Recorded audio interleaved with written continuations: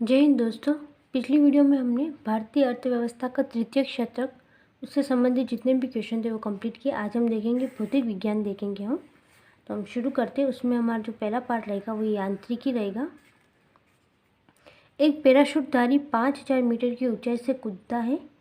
गिरने की चाल v और गिरने की दूरी d के संबंध का सर्वोत्तम प्रतिनिधित्व करता है। तो जो ऑप्शन डी होगा वो सही होगा, क्योंकि जब भी एक पैराशूटधारी ऊंचाई से कूदता है तो उसका वेग पहले घटती हुई दूरी के साथ बढ़ता है और फिर स्थिर हो जाता है बाद में, इसलिए जो ऑप्शन डी होगा वो सही होगा।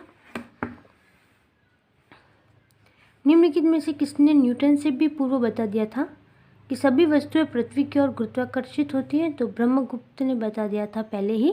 ब्रह्मगुप्त एक भारतीय गणितज्ञ और खगोलशास्त्री थे और उन्होंने न्यूटन से पूर्व ही बता दिया था कि सभी वस्तुएं पृथ्वी की ओर गुरुत्वाकर्षित होती हैं। एक तरल किसी बेलनाकार पाइप में धारा रेखीय रीति से बह रहा है। पाइप के अक्ष वाले खंड में प्रवाह की परिच्छेदिका प्रोफाइल होगी। तो क्योंकि एक लिक्विड है, बेलनाकार में धारा रेखीय गति जब कोई भी द्रव इस प्रकार बहता है कि किसी बिंदु से गुजरने वाले तरल का प्रत्येक कण उसी वेग और उसी पथ का अनुदिश करता है जिसमें पहले वाले कण गुजर चुके हैं, और तरल के इस प्रकार के प्रवाह को धारा रेखीय प्रवाह कहते हैं। तो जो ऑप्शन ए होगा सही होगा। धारा रेखीय प्रवाह जो है सरल रेखीय, वक्रीय, कौन सा भी हो सकता है। तो जो इसमें ए होगा सही होगा। गुरुत्व के अधीन विरामावस्था से मुक्त रूप से गिरने वाली किसी कण के मामले में समय t और d का विस्थापन d का विचरण किसमें सही दर्शित है? क्योंकि विरामावस्था से मुक्त रूप से गिरने वाली है, तो क्योंकि प्रारंभिक अवस्था जो है वो शून्य होगी, 0, u बराबर 0 हो जाएगा। हमें टाइम दे रखा है, दूरी दे रखी है d, विस्थापन दे रखा है। तो जो हमारा फॉर्मूला होता है गति का, जो द्वितीय नियम है कि h बराबर ut plus half gt square. अब क्योंकि u तो विरामावस्था है और h बराबर क्या है, d है, तो h की जगह d लग देंगे। u बराबर 0 प्लस हाफ gt स्क्वायर। तो जो d है, d बराबर हाफ gt स्क्वायर होगा। तो जो d होगा हमारा वो समानुपाती होगा किसके, t स्क्वायर के। और जब ऐसी स्थिति आती है तो d और t जो है ये एक परवलय को प्रदर्शित करेगा, तो ये परवलय है। तो जो ऑप्शन ए होगा वो सही होगा। साधारण यंत्र किसी व्यक्ति की सहायता करता है तो कम बल का प्रयोग करके भी उतनी ही मात्रा में काम करने में। तो साधारण यंत्र एक तरह से मशीन होती है जिसमें जैसे कि स्क्रू, पहिया, गिरनी, ये आदि साधारण यंत्र के उदाहरण है।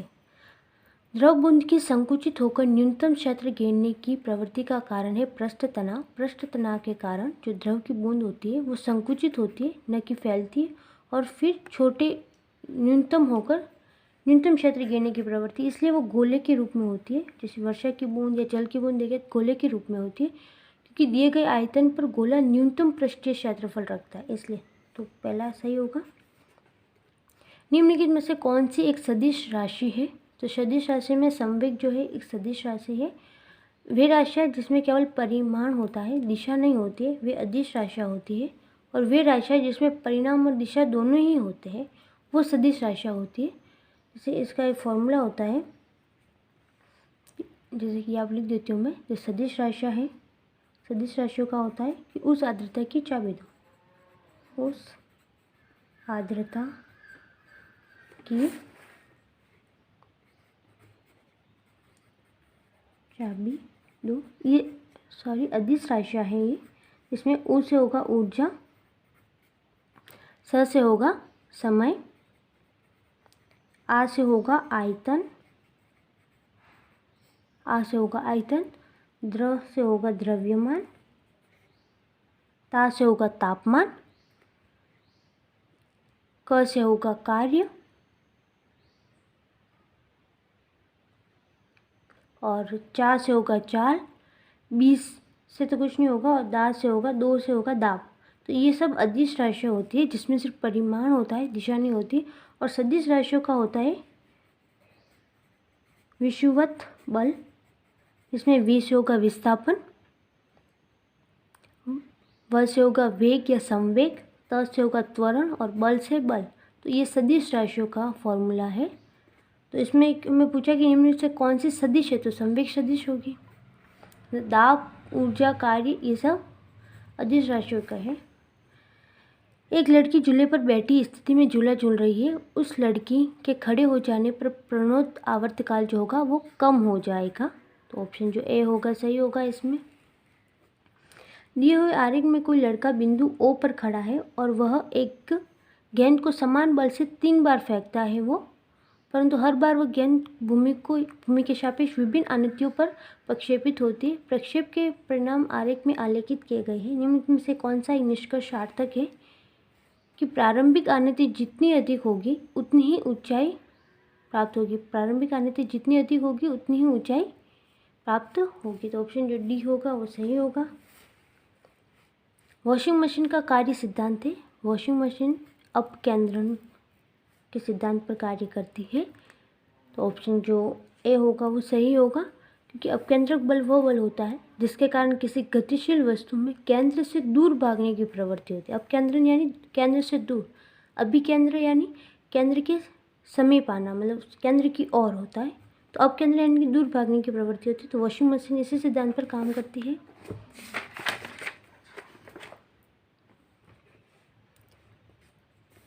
एक चिकना आनत तल क्षैतिज के साथ थीटा कोण पर आनत है। ये थीटा कोण पर आनत है, जैसा कि दी गई आकृति में दिखाया गया। एक पिंड विरामावस्था से प्रारंभ कर आनत पृष्ठ पर नीचे की ओर फिसलता है। तो आनत पृष्ठ ये जैसे कोई भी पिंड है, हमने मान लिया ये कोई पिंड है, वो विरामावस्था से नीचे की ओर फिसलता है। अतः स्थल तक पिंड को पहुँचने में लगा समय, तो हमें समय बताना है इसमें कि कितना समय लगा है। तो क्योंकि जो कोई भी पिंड विरामावस्था से प्रारंभ होकर नीचे की ओर फिसलता है, तो इधर गुरुत्वीय त्वरण, इधर जी कोस थीटा और नीचे की तरफ लगेगा जी साइन थीटा, और ये इसकी लंबाई है एल। तो हम जानते हैं, हमें इसमें लंबाई दे रखी है, प्रारंभिक अवस्था दे रखी है कि वो विरामावस्था में है, हमें समय निकालना है टी, और हमें इसमें त्वरण दे रखा है जी साइन थीटा, क्योंकि विरामावस्था से प्रारंभ होकर आनत तल पर नीचे की ओर फिसलता है। तो नीचे की ओर त्वरण ये हो जाएगा जी साइन थीटा। तो हम इसमें फॉर्मूला लगाएगा जो गति का जो दूसरा नियम है कि एल बराबर U T plus half A T square. हम ये फॉर्मूला हमने लगा दिया, क्योंकि u हम जानते हैं प्रारंभ विरामावस्था में है, तो विरामावस्था में यानी कि u बराबर 0 हो जाएगा। तो u का इस t से मल्टीप्लाई होगा तो ये भी खत्म हो जाएगा। तो l बराबर हमारे पास बचेगा हाफ ए टी स्क्वायर बचेगा हमारे पास। और अगर हम हाफ ए टी स्क्वायर, हमें क्योंकि t की वैल्यू निकालनी है, हम टी स्क्वायर को इधर ले आएंगे तो 2l/a हो जाएगा, और केवल t की निकालनी तो इधर रूट लग जाएगा, 2l/a हो जाएगा इधर। तो t बराबर 12/a हो गया। अब क्योंकि a का तो हम जानते हैं त्वरण g बराबर साइन थीटा है, g साइन थीटा त्वरण है, लेकिन हमें अगर हम इसमें पुट करें, हमें एक साइन थीटा की वैल्यू चाहिए होगी। साइन थीटा बराबर होता है हमेशा लंब अपॉन कर्ण, और इसमें जो लंब है वो है h और कर्ण हमारा दे रखा है l। h/l बराबर साइन थीटा हो जाएगा हमारा। तो अगर हम इसमें पुट कर दें अगर वैल्यू, और क्योंकि हमें l की वैल्यू चाहिए, इधर a की वैल्यू हमारे पास है, l की वैल्यू चाहिए, जैसे हम l की वैल्यू निकालेंगे तो l बराबर हो जाएगा h साइन थीटा। अब l की और a की वैल्यू इसमें पुट करेंगे हम, तो जो हमारा ये है वो आ जाएगा, जैसे कि मैं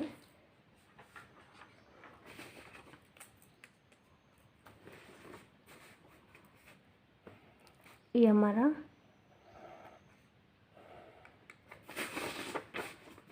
ये h, यहाँ पर कोई थीटा है, ये कोई वस्तु नीचे की ओर आ रही है, तो ये इसका जो त्वरण का जी साइन थीटा, ये जी कोस थीटा, और ये पूरी इसकी लंबाई है या l। तो हमें यहाँ पर हम लगाएंगे फॉर्मूला u बराबर यहाँ पर हम फॉर्मूला लगाएंगे l बराबर U T plus half A T square. क्योंकि विरामावस्था में तो u हमारा 0 होगा, तो यहाँ पर बचेगा हाफ एटी स्क्वायर। अब क्योंकि हमें टी की समय पूछा है तो टी की वैल्यू निकाल देंगे हम, तो हो जाएगा 2, इसका इससे मल्टीप्लाई करें 12/a हो जाएगा, और केवल टी की वैल्यू चाहिए तो रूट बराबर 12/a हो जाएगा। अब क्योंकि 12/a की जगह हम लगा देते हैं, क्योंकि ये त्वरण है, ए की जगह हम लगा देंगे, तो टी बराबर रूट 12 की जगह लिख दिया जी साइन थीटा, क्योंकि जी साइन थीटा के त्वरण से तल के नीचे आती है वो कोई भी वस्तु होती है ना, वो जी साइन थीटा त्वरण से ही तल के नीचे आ रही है, तो ये त्वरण का हमारी वैल्यू हो जाएगी। अब हमें साइन थीटा की वैल्यू चाहिए। हम जानते हैं साइन थीटा जो होता है, साइन थीटा बराबर होता है लंबाई अपॉन कर्ण। इसमें जो लंब है वो है h और कर्ण है वो हमारा l है, तो साइन थीटा बराबर हो जाएगा HL, और साइन थीटा की जगह हम ये पुट कर देंगे। लेकिन हमें इसमें l की वैल्यू चाहिए, तो हम लिखेंगे l बराबर h साइन थीटा। अब इसमें हमने पुट कर दिया t बराबर रूट 2 l, ये g साइन थीटा तो पहले से है, इसकी l की जगह हमने लगा दिया h साइन थीटा। एक और ये पूरी h की वैल्यू है, ये पूरी h की वैल्यू है। तो अगर हम देखें तो अब ये हो गया, इसमें से हम t बराबर 1/sin थीटा को बाहर निकाल देंगे, तो हमारे पास जो अंदर बचेगा वो बचेगा 2 × h/g बचेगा, जो ऑप्शन ए वाला जो होगा t बराबर 1/sin थीटा रूट 2h/g। तो ये l नहीं है, यहाँ पर ये 1 है, 1/sin theta root GH/n 2h/g। तो जो ऑप्शन सी होगा वो सही होगा इसमें। एक ऊंची इमारत से गेंद 9.8 मीटर प्रति सेकंड के एक समान त्वरण के साथ गिराई जाती है। 3 सेकंड के बाद उसका वेग क्या होगा? अगर कोई ऊंची इमारत से अगर हम देखें तो हम अगर इस चीज़ को देखें बार, इसमें हमें पूछा है कि इसमें हमें त्वरण दे रखा है जी, दे रखा है जी 9.8 मीटर पर सेकंड स्क्वायर, और इमारत से स्वयं समान त्वरण के साथ गिराई जाती है, तो 3 सेकंड के बाद उसका वेग क्या होगा? तो हमें इसमें समय दे रखा है और जी भी दे रखा है, यू भी। इसका जो फॉर्मूला लगेगा, गति का जो पहला नियम होता है v बराबर u प्लस जी टी, क्योंकि प्रारंभिक अवस्था के बारे में कुछ नहीं, तो वो 0 है, और तो 0 हो जाएगी, प्लस जी टी बचेगा। v बराबर जी हम जानते हैं 9.8 हमें दे रखा है, जी 9.8 मीटर पर सेकंड स्क्वायर, और समय हमें दे रखा है 3 सेकंड के बाद उसका वेग क्या होगा हमें पूछा है। इसे मल्टीप्लाई करेंगे तो हमारा जाएगा 29 मीटर पर सेकंड। तो जो ऑप्शन सी होगा वो सही होगा। गति का पहला फॉर्मूला लगाया, उसमें वैल्यू पुट करिए और फिर बस मल्टीप्लाई कराए। एक शिकारी एक पेड़ की शाखा पर बैठे एक बंदर की भूहों के बीच एक बिंदु पर अपनी बंदूक का निशाना साधता है। जैसे ही वो गोली दागता है, बंदर नीचे कूद जाता है, तो गोली जो होगी बंदर पर लक्ष्य किए गए बिंदु पर ही आघात करेगी, भले बंदर नीचे कूद गया हो, जहाँ उन्होंने लक्ष्य किया बिंदु वहीं पर आघात करेगी। तो ऑप्शन ए सही होगा। निम्नलिखित में से किस एक के केशिकत्व एकमात्र कारण नहीं है? तो शाही का सूखना केशिकत्व का कारण है। सूती कपड़े पर जल की बूंद का फैलना, पौधों की जड़ों से जल का इसके पर्ण समूह की ओर बढ़ना, ये सब केशिकत्व के उदाहरण है। लेकिन भूमिगत जल का ऊपर उठना ये केशिकत्व का नहीं है। केशिकत्व एक ऐसी खोखली नली होती है जिसकी त्रिज्या बहुत कम होती है और पूरी नली में एक समान त्रिज्या होती है, उसे केश नली कहते हैं। केश नली में द्रव के ऊपर चढ़ने और नीचे दबने की घटना को केशिकत्व कहते हैं। तो इसमें भूमि जल का ऊपर आना केशिकत्व का एकमात्र कारण केशिकत्व नहीं हो सकता है। मोटर कारों के अपेक्षाकृत नए मॉडलों को निम्नलिखित विशेषताओं पर विचार कीजिए। इनमें से कौन कौन सी विशेषताएं मोटर कारों के अपेक्षाकृत नए मॉडलों को अधिक ईंधन दक्ष बनाती है? तो वह है सुप्रवाही ढांचा और है बहुबिंदु ईंधन अंतःक्षेप। तो दोनों ही सही है। ये इन मॉडलों को अधिक ईंधन दक्ष बनाती है। ईंधन दक्ष का मतलब या ईंधन दक्षता या फिर कैलोरी मान। तो किसी भी ईंधन के 1 इकाई द्रव्यमान के पूर्ण दहन से जो उत्पन्न ऊष्मा की मात्रा होती है उसे ईंधन दक्षता या फिर कैलोरी मान के रूप में जाना जाता है। तो इसमें ऑप्शन बी सही होगा। नीचे 2 वक्तव्य दिए गए, एक को कथन ए तथा दूसरे को आर कहा गया है। एक पूर्णतः घर्षणहीन पृष्ठ पर खड़ा एक व्यक्ति सीटी बजाने से अपने को गति में ला सकता है।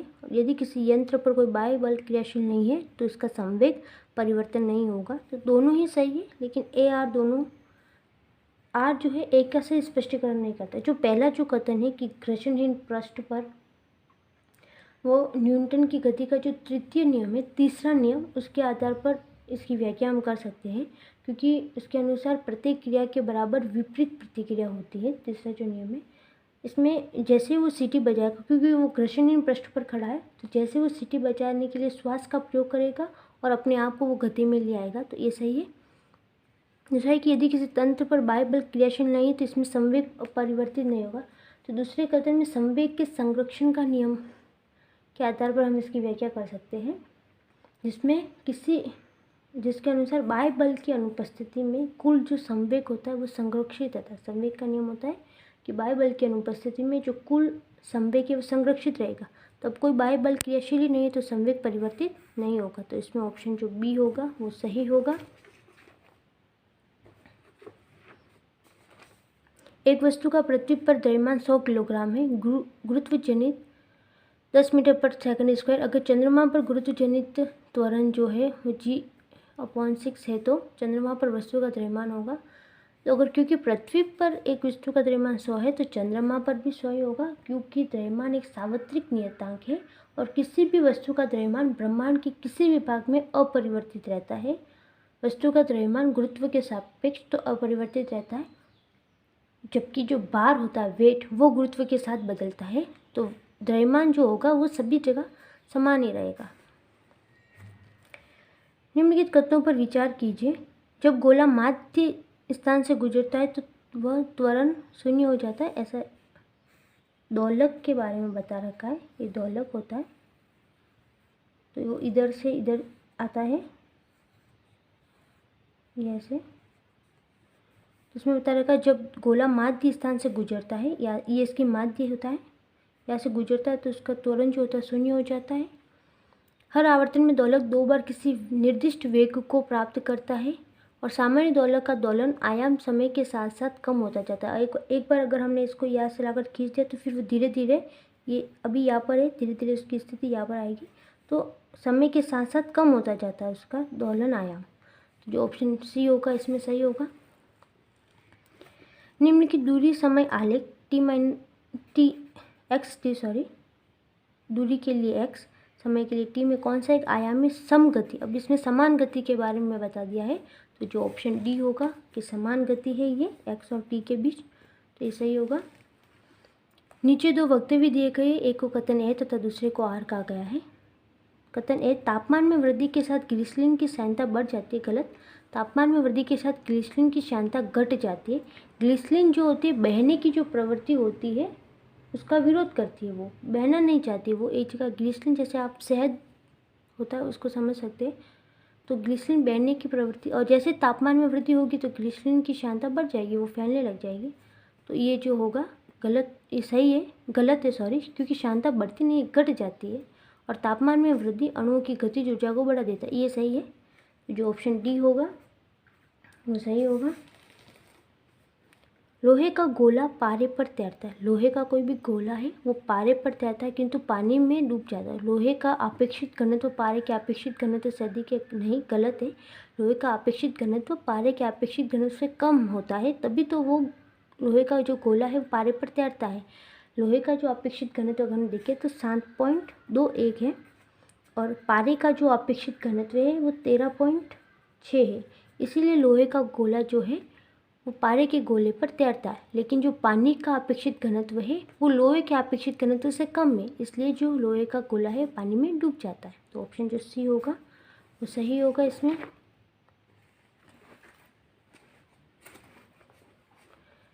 एक ठोस घन पर 0.2 किलोग्राम वजन रखने पर यह पूरी तरह पानी में डूब जाता है। कोई एक ठोस घन है, सॉलिड क्यूब है, उस पर अगर हम 0.2 किलोग्राम वजन रखने पर यह पूरी तरह से पानी में डूब जाता है। यदि वजन को हटा लिया जाता है तो घन पानी की सतह पर 2 सेंटीमीटर ऊपर रहता है। तो घन की प्रत्येक भुजा की लंबाई क्या है? तो हमें इसमें भुजा की लंबाई निकालनी। अगर हम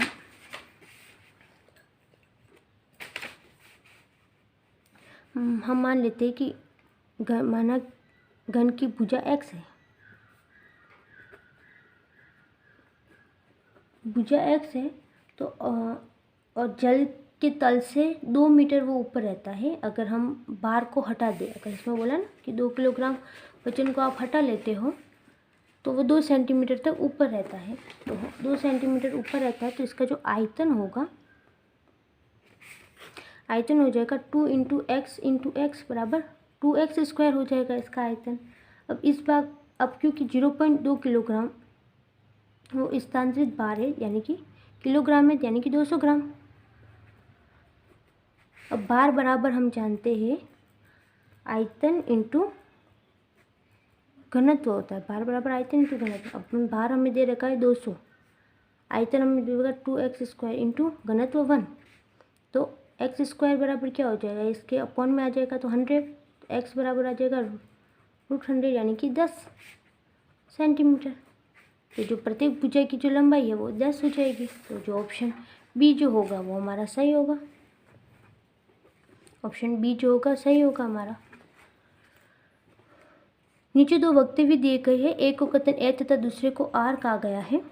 पृथ्वी पर एक स्थान से बढ़ते हुए अक्षांश वाले दूसरे स्थान पर किसी वस्तु का वजन घटता है। पृथ्वी एक पूर्णतः गोला नहीं है। दोनों ही सही है लेकिन आर ए के से स्पष्टीकरण नहीं है। पृथ्वी जो है पूर्णतः गोला नहीं है, ये अपने ध्रुवों पर थोड़ी चपटी है, इसलिए ध्रुवों पर थोड़ी चपटी है, वो गोलाकार नहीं है, कुछ चपटी है। इसलिए पृथ्वी की त्रिज्या एक स्थान से अक्षांश के अगर दूसरे स्थान पर बढ़ती है जिससे वस्तु का जो वजन है वो घटता है। तो जो ऑप्शन होगा बी सही होगा। निम्न कथनों पर विचार कीजिए। एक तीक्ष्ण वृत्ताकार पथ पर तीव्र गति से जाता हुआ 4 पहियों वाला वाहन। एक तीक्ष्ण वृत्ताकार पथ पर, तो इसमें से कौन सा कथन सही है कि बाहरी पहियों पर वो उल्टेगा एक और बाहर की तरफ फिसलेगा। बाहरी पहियों पर उल्टेगा, बाहरी और फिसलेगा। क्योंकि जब भी वृत्तीय मार्ग पर गति करने वाली कोई भी वस्तु होती है उस पर 2 तरह के बल काम करते हैं। एक तो अभिकेंद्री, केंद्र की तरफ, और एक होता है अपकेंद्रक यानी केंद्र से दूर।